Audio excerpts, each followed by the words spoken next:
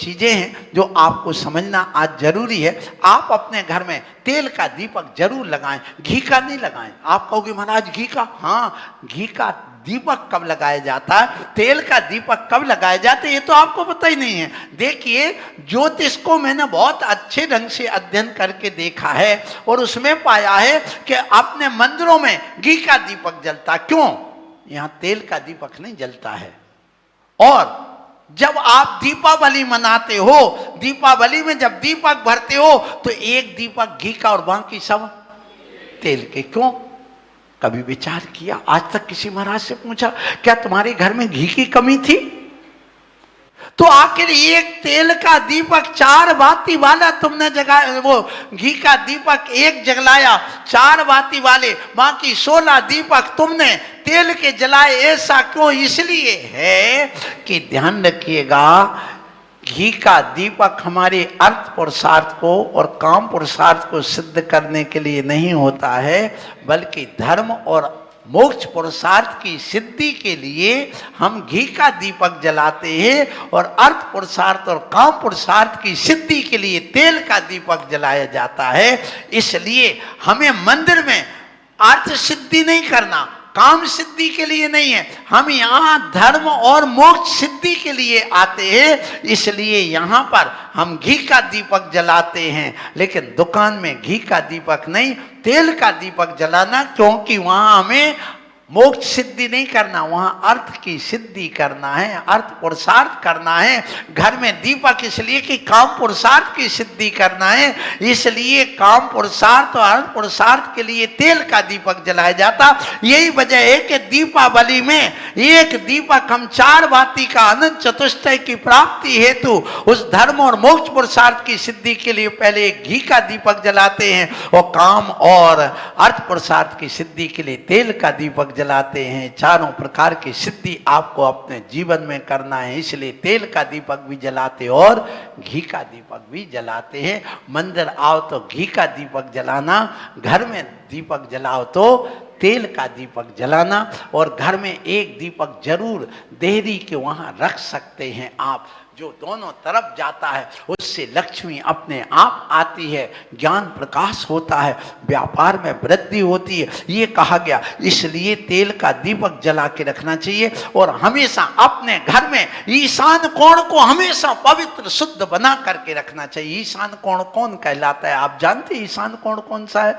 देखो, पूर्व दिशा, यहाँ पूर्व है ये, और ये उत्तर है। उत्तर और पूर्व के बीच का जो कोना होता है उसको ईशान कोण कहते, ईशान दिशा कहते हैं। ध्यान रखिएगा, पूर्व दिशा इंद्र की दिशा है। जब समोषण की रचना होती है तो इंद्र हमेशा पूर्व दिशा से प्रवेश करता है, और उत्तर दिशा कुबेर की होती है। जब भी समोषण में इंद्र आते हैं, देव आते, तो उत्तर दिशा से कुबेर प्रवेश करता है। इसलिए वास्तु जो कह रही सब जैन धर्म की है, ध्यान रखिएगा। तो उत्तर दिशा का यदि आपका द्वार है तो वो कुबेर द्वार कहलाता, पूर्व है तो इंद्र का द्वार, और दक्षिण है तो यम का द्वार कहलाते। भूष पिशाच व्यंतर वहां से प्रवेश करते हैं, और वरुण आदि देवता जो होते हैं वो भवनवासी आदि यहाँ से पैदा प्रवेश करते हैं पश्चिम से। इसलिए इन दिशाओं का भी विशेष ध्यान रखा जाता है। सो आप अपने घर में जो ईशान कोण होता है, उस ईशान कोण में हमेशा ध्यान रखिएगा, क्या करना? पवित्र रखना। वहाँ जूते चप्पल नहीं रखना, वहाँ लेटरिन बाथरूम नहीं बनाना, वहाँ गंदगी मत करना, वहाँ बर्तन भी नहीं धोना।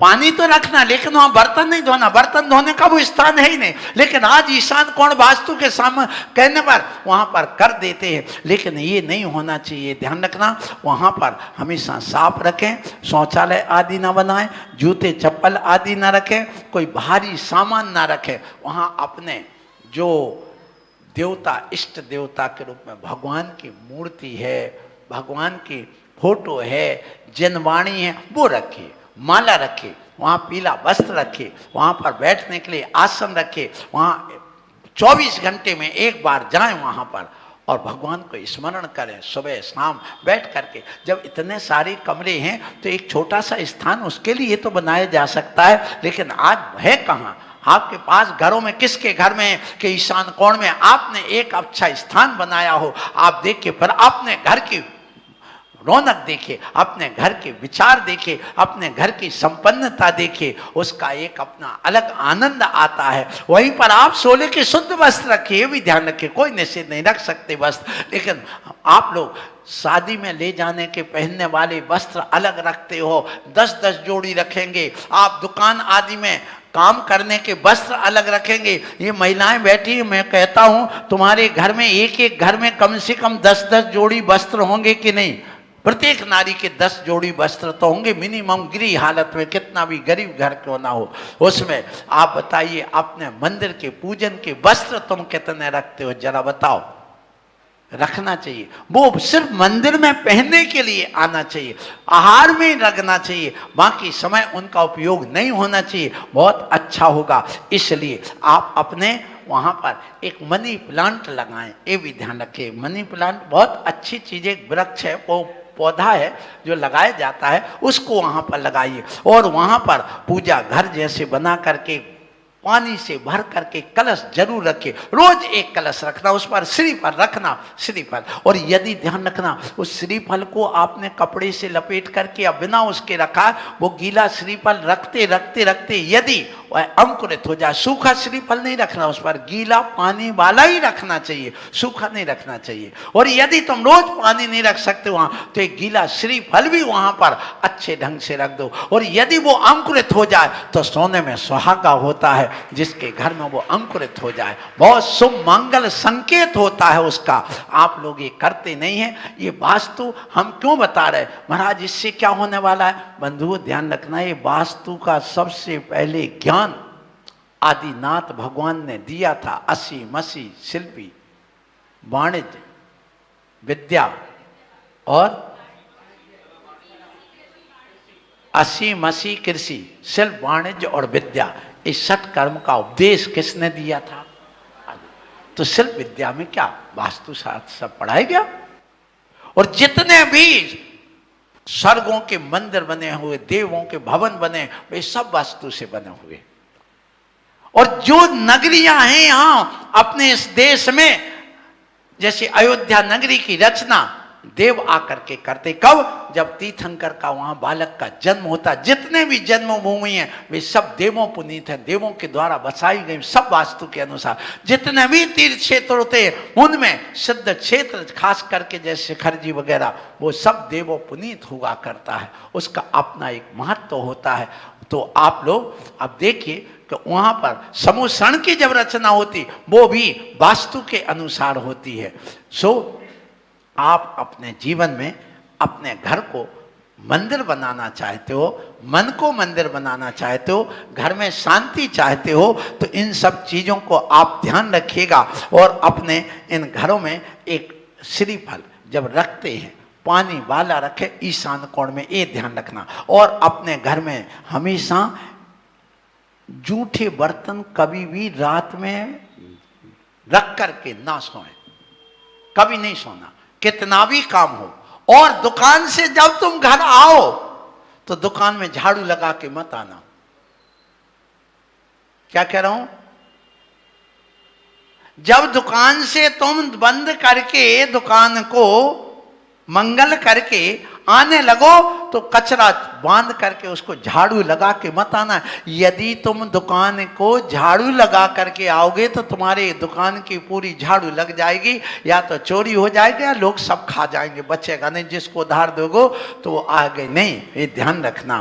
क्योंकि उधार तो वैसे भी जैनियों को नहीं बेचना चाहिए, कभी नहीं बेचना, हाँ कभी नहीं बेचना। हाँ क्यों? उधार बेचने से आज तक मिला क्या है? बोलो, कभी मिलता ही नहीं, आधा पैसा चला जाता है, कभी नहीं मिलता। सो उधार का काम अपने समाज में नहीं करना। तुम्हारे पास वो मूछ नहीं है, तुम्हारे पास वो डंडा नहीं है, वो रिवाल्वर नहीं है कि तुम जाकर के उनसे वसूल सको। इसलिए कभी भी आप यदि करते हो तो बहुत सोच समझ के करना, क्योंकि कितने लोगों का पैसा डूब गया है। अब वो ठकरासी, वो छत्रीपना अब बनियों के पास नहीं रहेगा। वो तो कहते उनको जितना मिले सो ले लो, इनको तो कुछ करना ही नहीं है, ये कुछ हमारा बदला ले नहीं पाएंगे, जितना मिल सके सो ले लो। मैं भुक्त भोगी स्वयं बचपन का बैठा हुआ हूं, इसलिए मैं आप लोगों से जरूर कहूंगा, उधार बेचो, सोच समझ करके बेचना। आप यदि पैसा भी देते, वो ब्याज के लोभ में तुम अपना जीवन बर्बाद मत कर दो। जो पैसा आया उसको मत खो दो। कि एक बुंदेलखंड में कहावत है कि हाथ की बिलैया छोड़ के म्याऊं म्याऊं क्यों करो। एक तो बिल्ली पकड़ में नहीं आती, और पकड़ में आ जाए और छोड़ दो तो फिर बाद में पकड़ में नहीं आती है। इसी प्रकार पैसा में से पकड़ में नहीं आता, बड़ी मुश्किल से पकड़ में आया है। पकड़ में आने के बाद में अब तुमने ब्याज दे दिया, छोड़ दिया, और बदले में कुछ नहीं रखा, सो अब बस गए काम से, हो गया काम, पड़े रहो अपना। इसलिए पहले रख बाद में दे। क्या कहा? पहले रख बाद में दे, वक्त पड़े तो उस गहने से ले। समझ में आ गई बात कि नहीं? पहले रख बाद में दे। 10 लाख रुपए चाहिए, हम 20 दे रहे हैं, चलो रखो 1 किलो सोना, उसके बाद जाओ। तो पहले रख बाद में दे, वक्त पड़े तो गहने से ले। जो गिरवी रखते ना उससे ले लो तुम। और एक और कहा, पहले लिख बाद में दे, वक्त पड़े तो कागज से ले। हाँ, ये ध्यान रखो। इसलिए हमेशा ये कुछ चीजें हैं जो जीवन में आपको रखना है। मैं इसलिए प्रवचन कर रहा हूं ऐसे कि आपको पहले अपने घर की व्यवस्थाएं भी देखना है। सब लोग बड़े नहीं हैं, पैसे वाले नहीं हैं, ये ध्यान रखना। मैं समझता हूं 10-20% ही समाज में संपन्न होते, माँ की तो रोटी रोजी खा के अपना काम चला रहे। मुझे मालूम है कई आ जाते, महाराज हमारी दुकान नहीं चल रही, महाराज हमारे घर में अशांति है, महाराज हमारे पास, तो मैं कहते मेरे कमरे में मत आना, मैं मंत्र तंत्र नहीं करूंगा, मैं तो खुली सभा में प्रवचन दे दूंगा, एक का नहीं सबका भला हो जाएगा। यदि हमारे प्रवचन से तुम्हारा भला हो जाए तो हम प्रवचन इसीलिए क्यों तो दे रहे हैं कि समाज का भला हो जाए, तुम्हारे घर में सुख शांति समृद्धि आ जाए, यही उद्देश्य है ना। इसीलिए तुम आते हो और इसी के लिए हम प्रवचन करते हैं। इसलिए घर में कभी रात्रि में झूठे बर्तन नहीं रखना, चाहे कुछ भी हो जाए, पहले मांज के धो करके रख करके फिर सोना। झाड़ू कभी उल्टी नहीं रखना। उल्टी जानते हो, जहां पकड़ते हैं वो नीचे कर दी और झाड़ने वाली ऊपर ही, उल्टी झाड़ू हो गई। और जब कभी भी तुम दुकान बंद करके आओ तो टूटी उल्टी झाड़ू दुकान के बाहर रख करके आना, उल्टी। देखिए, वो घर में कभी उल्टी झाड़ू नहीं रखना। और जब दुकान आप खोलो, घर की सफाई करके दिन में झाड़ू दिखना नहीं चाहिए वहां, और ना उल्टी होना चाहिए, चाहे घर हो चाहे वो। सिर्फ जब दुकान ताला बंद करके आओ तो वहां पर अपनी टूटी उटी झाड़ू छोड़ करके आ जाना। उससे बहुत कुछ टोना टोटका जो करते हैं, ये जो एक तो मंत्र तंत्र हम मानते नहीं, यदि मानते हैं, और जो लोग, उनको इतना जरूर करना चाहिए कि एक तो मानो नहीं, और मानते हो तो फिर इन चीजों का ध्यान रखना पड़ेगा। यदि मानते हो, क्योंकि तुम यहां वहां मत जाओ, मैं आपको यहीं पर सलाह दे देता हूं। तुम्हें क्या करना है, तुम अदवा तदवा मत भटको इन मिथ्या दृष्टियों के यहां, और दुनिया के जो टोना टोट के मंत्र तंत्रवादी, वहां जाने की जरूरत नहीं। क्योंकि सबसे ज्यादा मंत्र तंत्र तो हम ही हैं, हम सबसे ज्यादा मंत्र तंत्रवादी हैं। क्योंकि सबसे ज्यादा वास्तु का, मंत्र तंत्र का यदि उपयोग हुआ है तो जैन दर्शन में हुआ। सबने हमारी नकल की, हमने किसी की नकल नहीं, किसी की नहीं। ये ध्यान रखना। सारे मंत्रों की उत्पत्ति करता कौन है? हमारे जिनेंद्र देव भगवान। इसको बताऊंगा, आज नहीं, अपना विषय दूसरा चल रहा है, इसलिए मैं आप लोगों से कहूंगा कि आप इतना जरूर रखें।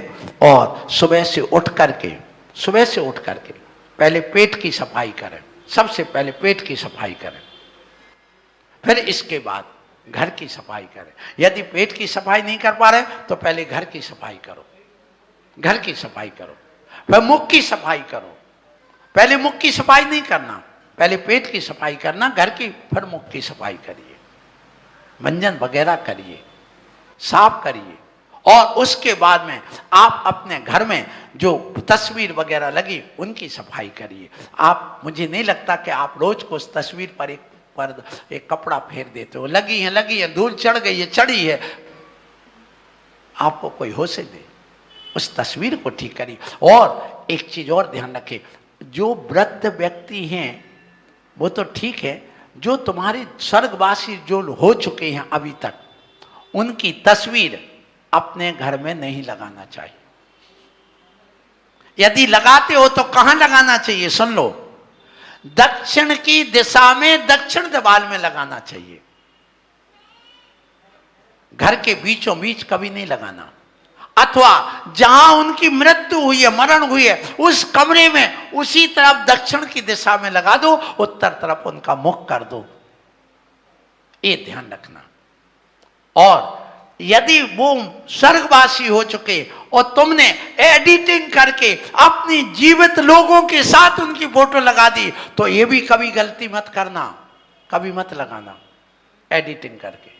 पहले की लगी है, गृहस्थ जीवन की है, कोई बात नहीं, जब जिंदा थे दोनों तब तो चलेगी, लेकिन अब उन मृत व्यक्ति की फोटो अपने साथ कभी नहीं लगवाना चाहिए, ध्यान रखना।